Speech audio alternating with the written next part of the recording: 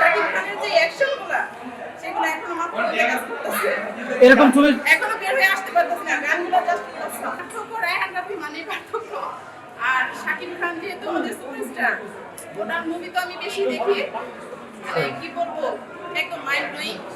আর কিছু বলার নাই, দেখে শুধু শরীরটা আমার হাত পা এখনো কাঁপতেছে, কিছু বলার ভাষাই নাই।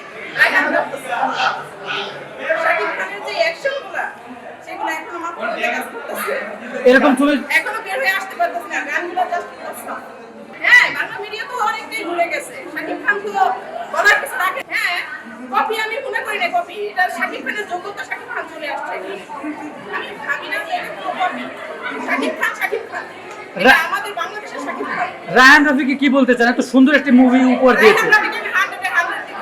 আর আমি নেক্সট এর জন্য অপেক্ষায় রইলাম, পার্ট 2 এর জন্য। আর মিমি চঞ্চলদের তাড়াতাড়ি পারে রায়হান রাফিকে রিকোয়েস্ট করব যাতে আমাদের নেক্সট 2টা চলে আসে। এরপর শাকিব খানের দরজ আসতেছে, অবশ্যই ট্রেলার দেখেছেন। মানে কি মনে হয় কত বেস্ট হবে? শাকিব খান